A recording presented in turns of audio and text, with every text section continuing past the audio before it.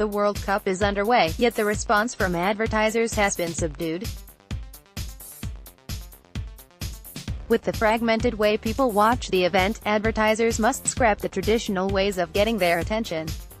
Brands also are hesitant to sponsor this year's World Cup because of increasing pressure to demonstrate AD's business results, said Bella McGrath, Senior Trends Manager at Global Web Index. Here's a look at trends shaping this year's World Cup, in 5 charts. Online sports viewing gathers momentum. 62% of internet users worldwide plan to watch World Cup matches on TV, while a quarter plan to watch online, according to a Ipsos study of over 12,200 people. The trend is clearest in developing countries like China, where 47% of internet users plan to watch the event online, followed by 45% in India and 44% in Saudi Arabia. The shift to online viewing helps explain why this year's tournament brought in $179 million less sponsorship revenue than the last one, and budgets for future tournaments will grow at a slower pace, said Tim Part, senior consultant at strategy agency MTM Sport. Source: Ipsos. The second screen in sports is social. More than half, 51%, of fans watching World Cup matches on TV will use social media, while half will chat to or message friends as they watch, according to a Global Web Index study of over 34,100 World Cup watchers.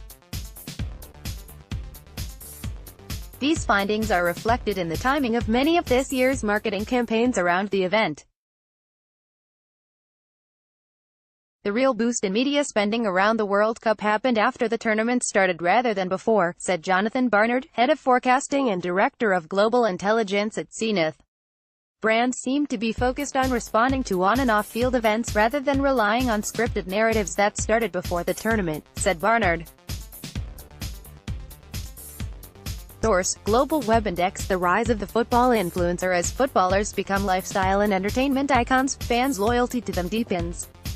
Portugal's Cristiano Ronaldo collectively generated 570 million likes, comments and retweets from social media followers between January and May, more than 270 million ahead of Neymar, who generated the second most engagements, according to Nielsen.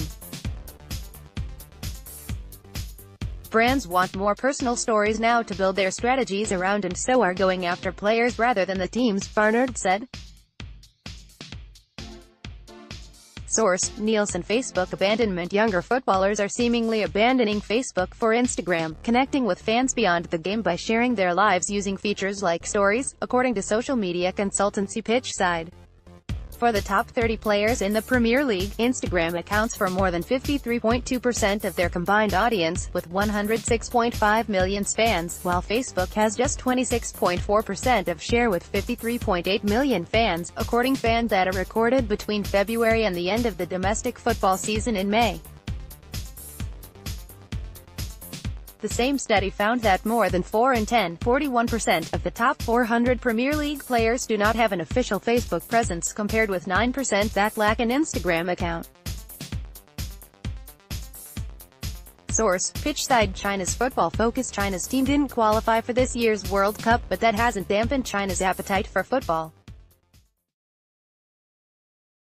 Advertisers follow the eyeballs, and in China, World Cup fever will spur advertising spending to 6.5% this year, up from 5.4% the previous year, to reach 630 billion yuan, $97.9 billion, 16.2% of global ad investment, according to Dentsu Aegis. A large part of that spending will target millennials in China, according to Nielsen. This bulge of millennial fans is not typically seen in other markets, showing that the sport could be huge domestically in a decade, said Mike Ragg, Nielsen's global head of research. Source: Dentsu Aegis.